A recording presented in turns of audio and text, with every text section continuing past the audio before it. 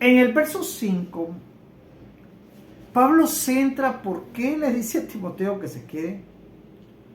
¿Por qué le dice a Timoteo no permitas que otros prediquen otra doctrina o enseñen otra doctrina? Le enseña por qué le está diciendo que no siga fábulas, no siga creencias o estudio de hombres que quieren interpretar o conocer a Dios. En el verso 5 le dice, pues el propósito de este mandamiento es el amor. No está hablando de los 10 mandamientos, le está diciendo, el propósito del que yo te estoy mandando esto, o el propósito por el cual te estoy hablando, no enseñen otra doctrina, es, ¿sí? Oiga bien, es el amor nacido del corazón limpio. Digamos, bienaventurados los de limpio corazón, porque ellos verán, entenderán, conocerán, respirarán, hablarán, van a orar, van a comentar, van a enseñar, van a predicar, van a hacerlo porque les ha nacido o Dios les ha limpiado el corazón. Digamos, en otras personas, un limpio de corazón no anda buscando fama, ni like, ni reconocimiento, ni esfuerzo, ni que yo puedo más, y que estos no pueden, que yo sí sé, que Dios se reveló a mí, que yo soy mejor que yo. No. El de corazón limpio empieza a enseñar la palabra basada en la doctrina de Dios, en los fundamentos de Dios, y no en lo que él cree entender, y no en lo que él cree contradecir, y no en lo que él quiere sobresalir sobre los demás, para que sea grandemente reconocido. No lo hace. El de limpio corazón lo hace porque lo que quiere es honrar a Dios, es ser testigo verdadero de Dios, es ser una persona que está llena de honestidad, de integridad, de amor, y que su objetivo es ser un predicador, ser un promotor, ser alguien que anuncia el reino de los cielos. Este mandamiento, esto que le está pidiendo Pablo, esto que le pidió a Timoteo para que se quedara en Éfeso, era de limpio corazón. Y que Timoteo, con un limpio corazón, prohibiera otra doctrina y enseñara la verdadera doctrina de Dios y no estudios humanos. En la otra parte del verso 5 dice, y de buena conciencia. Como que dice, cuando yo enseño la doctrina de Dios, la enseñanza pura de su evangelio, la esencia que es la fe, la bondad, el amor, digamos, es el espíritu. Algunos leen los frutos del espíritu. Mire, si tú tienes al espíritu, en ti abunda amor, abunda misericordia, abunda fe. Eso es lo que el espíritu hace que brote en nosotros. Entonces, bajo esos puntos, enseñas, predicas, pues ¿qué te va a crear? Una buena conciencia, limpio. No estás ahí, me van a encontrar, se van a dar cuenta que los engañé, los hermanos no me van. No, tú estás limpio, tú estás enseñando lo correcto, lo honesto, lo puro. Estás enseñando como la Biblia quiere que enseñes. Y no andas queriendo fingir o decir, miren hermanos, hay que hablar con el amor de Dios, pero no lo tienes. Entonces, quien habla todo esto y practica la palabra y hace lo que la Biblia dice, está creándose en sí una conciencia limpia. El Espíritu nos permite una conciencia limpia, sin nada que nos pueda tachar, sin que nada que nos pueda señalar. Y dice también, y de fe no fingida.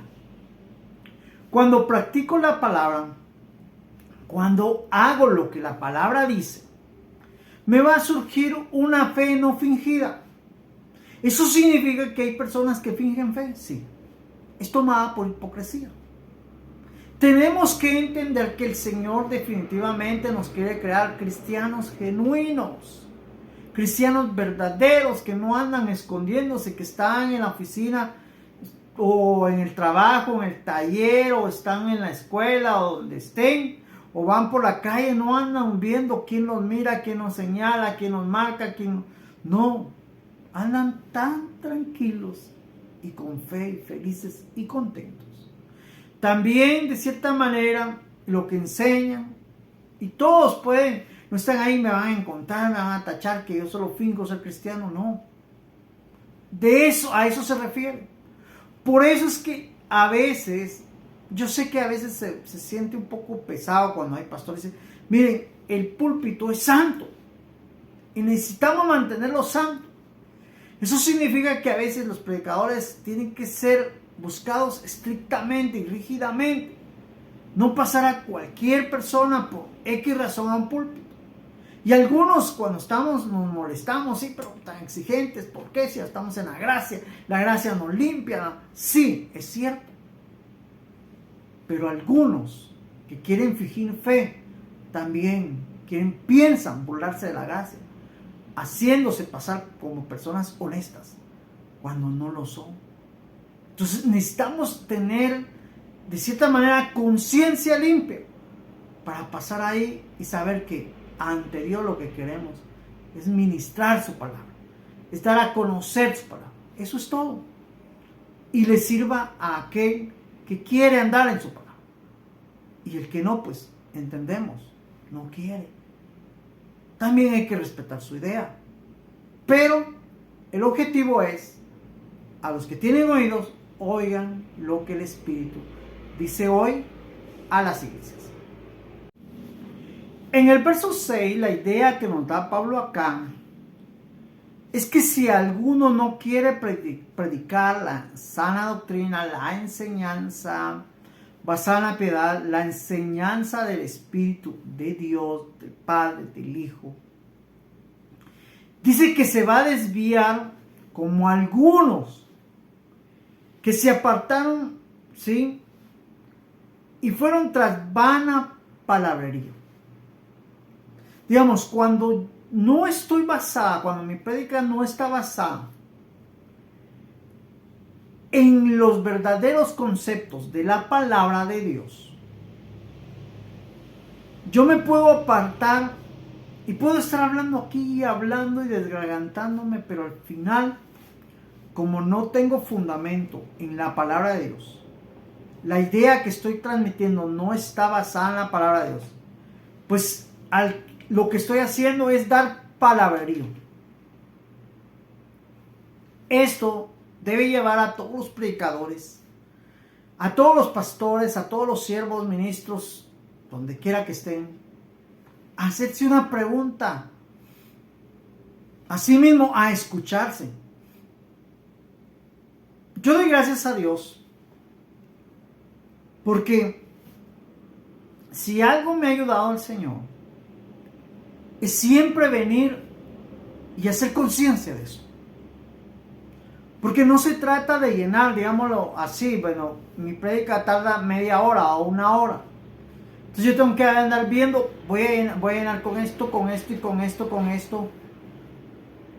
Porque algunos nos enseñan que después de 15 minutos los oyentes ya no ponen atención, se duermen, entonces no quiero ver a nadie cabeceando.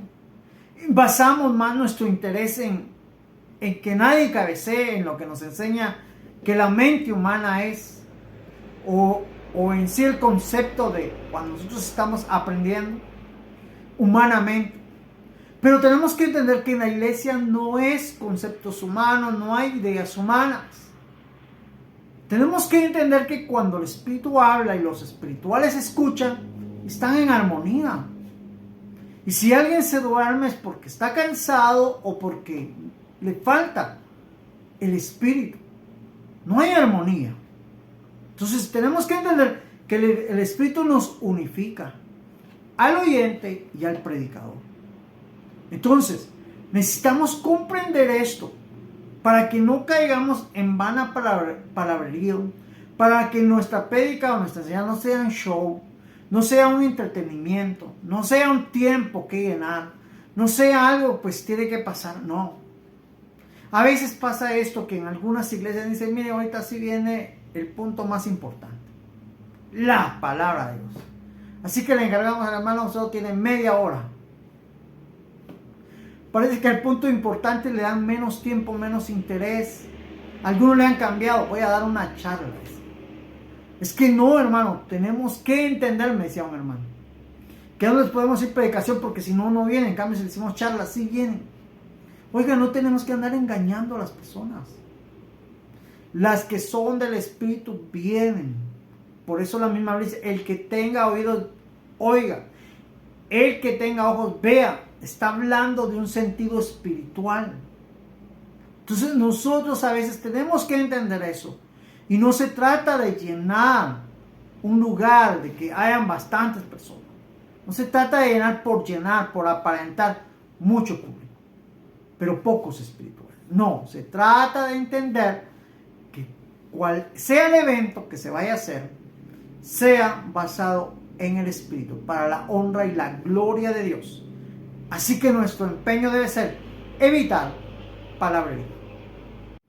Verso 7.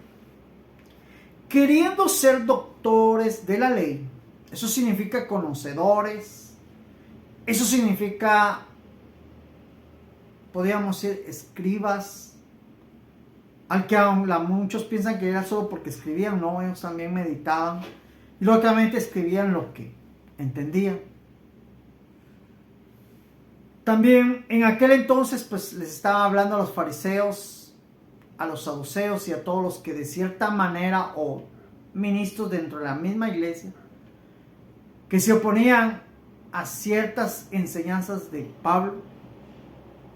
También podemos interpretar hoy en día a nosotros los predicadores que pretendiendo ser conocedores o intérpretes de la ley, que es la palabra de Dios, no estoy hablando de la ley del tiempo, la ley, porque si vemos algunos viendo que estoy hablando de la ley del tiempo pasado, antes de Cristo, pero les cuento, también era palabra de Dios y fue la que de cierta manera los cuidó en aquel entonces a quienes hasta que Cristo viniera, pues Cristo viene siendo la palabra en acción, la palabra viva. Con mayor respeto debemos de verlo. Y la palabra, el testamento, el Nuevo Testamento está basado en la ley. Su base, su fundamento es la ley. Entonces es generalmente la palabra de Dios. No puedo basarla en un solo punto. Entonces, pretendiendo ser conocedor del Nuevo y Antiguo Testamento, sin entender lo que hablan ni lo que afirman. Eso significa que cuando yo ando en palabrería y no entiendo, no estoy enseñando correctamente, estoy hablando y no entiendo ni lo que hablo ni lo que afirmo. Según yo es así, pero es mi interpretación, es mi idea humana. No la interpretación de Dios, no la idea de Dios. Por ello, créanme, nosotros necesitamos obtener la idea de Dios, necesitamos tener la interpretación de Dios, necesitamos basar la enseñanza, la doctrina en lo que Dios requiere a la iglesia. Y entonces evitaremos palabras. Hablaremos palabras correctas, palabras bajo el fundamento de la misma palabra de Dios. Dice en el verso 8, pero sabemos que la ley es buena si uno la usa legítimamente. Tenemos que entender que la ley, si la queremos interpretar de una mejor manera, era la forma en la cual quien deseaba honrar a Dios, y el deseo no era humano, era puesto por Dios, tenían que entender que necesitaba un lineal para demostrar la honra a Dios. Veámoslo de otra manera. Por la ley, ellos podían decir, este sí es una persona correcta. Y por la ley, podían decir, alguien que no lo hacía, no lo practicaba, era notorio. Era más que todo una forma en la cual el hombre podía acercarse a Dios. Eso es el uso legítimo. Digamos, no se usaba la ley, aunque en Israel hubieron muchos errores porque unos mal usaron la ley. Por ejemplo, cuando ojo por ojo, o la venganza, el plan o el crear enemigos. El plan de Dios al decir, miren, no, como que dice, no harás algo con tu enemigo, o no lo provocarás, o no harás esto. Lo que él estaba tratando de decir es que nosotros hiciéramos más conciencia de decir, ¿por qué Dios le llama enemigo a esta persona que le hace mal? Pero si no, él mismo lo hizo, él lo formó. Él quería que nosotros llegáramos a esa meditación para que dijeran, no, ya sé, él lo puso enemigo para que yo me diera cuenta que no es mi enemigo, sino que es mi hermano. Pero no, como él dijo que era enemigo, entonces nosotros le llamamos, entonces no entendimos la verdadera interpretación. Cuando entendemos la verdadera interpretación de la ley, la usamos legítimamente, como que dice, para el provecho, para no crear enemigos, para no andar como aquel que me quitó un ojo y ahora le quito un ojo. No, eso es. Entonces, cuando Pablo habla de todo eso, por ejemplo, el no adulterar, el no fornicar, era para cuidar la familia. No era para destruir, ese es un cuidado a la familia. Era para que las familias fueran sociables, sabiendo que el Señor velaba por el núcleo familiar. Entonces, todo eso se refiere a la ley, si la queremos ver así. Pero si la vemos como palabra de Dios, pues es legítima. Crean, muchos hoy en día, porque la Biblia dice, óigase bien y entiendan, porque la Biblia dice que la ley no pudo cubrir pecados, solo cubría pecados, y a través de los sacrificios se cubrían pecados, y por eso no éramos justificados por la ley hasta que viniera Cristo. ¿Significaba entonces que la ley estuvo por gusto? No. La ley era la forma justificable antes que viniera Cristo. Y la ley nos ayudó al pueblo de Israel o a los que tuvieron relación con Dios hasta que viniera Cristo. Entonces, ¿era legible? Claro, mientras Cristo no venía. Cuando Cristo vino, lo que hizo fue realmente darle el verdadero fundamento a la ley, porque la palabra se hizo vida, cobró vida. La palabra que es la ley, que sostuvo al pueblo, que tuvo relación con Dios antes de Cristo, pues vino a tomar vida. Entonces, tomó su verdadero objetivo. Eso es todo. No divaguemos en la interpretación de la ley, que la ley no, pero la gracia sí era el verdadero objetivo. No, la ley fue mientras, y lo hemos entendido en otros libros, mientras Cristo no venía. Media vino Cristo, entonces tomó su verdadero fundamento. Verso 9. Conociendo esto, dice Pablo, que la ley no fue dada para el justo. Óigase bien, la palabra de Dios no fue dada para el justo. ¿Qué está diciendo ahí? Lo entenderemos en un momento. Sino para el transgresor y desobediente, para los impíos, para los pecadores, para los irreverentes, los profanos, para los patricidas, que son aquellos que maltratan a sus hijos, para los matricidas, aquellos que maltratan a su madre, y para los homicidas. Entendamos esto. La forma de entender justos e injustos, aunque acá él describe todos los injustos como patricidas, homicidas, profanos, les habla ya como que de ciertos puntos específicos donde falla. A ellos le fue dada la ley, más bien, en otras palabras, para que lo entendamos. La ley fue dada para que entendiéramos quién es justo. ¿quién no va a dañar a su papá? No va a dañar a sus hijos, no va a dañar a su hermano, no va a pecar, no va a ser impío, no va a ser desobediente, no va a ser transgresor. No. Entonces, si nos damos cuenta, la ley o la palabra de Dios calificaba a aquellos que no hacían lo malo como justos. Pero dice Pablo, a ellos no les fue dado. ¿Por qué dice Pablo? Porque ellos no iban a infringir, no iban a pecar, no iban a hacer lo incorrecto. Pero sí le fue dada para aquellos que sí iban a infringir, para aquellos que sí estaban dañando, para aquellos que estaban portándose como a ellos sí.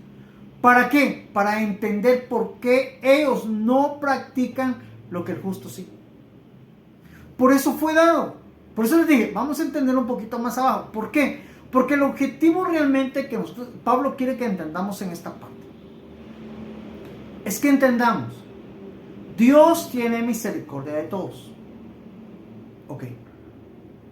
Pero entendamos, no porque tenga misericordia quiere que todos pequen. No.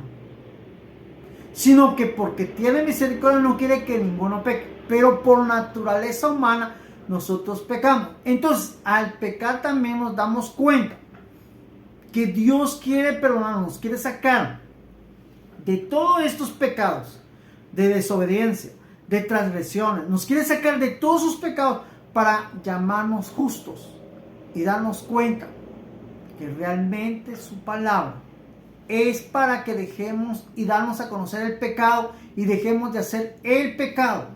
Ese es el verdadero objetivo por el cual la ley era necesaria, porque créanme, si no se le daba palabra, si no se le ley a todos los que se hicieron antes de Cristo, entonces ¿cómo Dios iba a llamar a algunos justos y a otros injustos? No lo podía hacer. Pero como les fue dada la palabra para calificarlos y para que ellos mismos se dieran cuenta, si practicaban el pecado eran pecadores y si no lo practicaban eran justos delante de Dios. Eso es lo que debemos de entender. Pero justos mientras la palabra no venía. Pero cuando ya vino la palabra, entonces la justificación de Dios fue una realidad.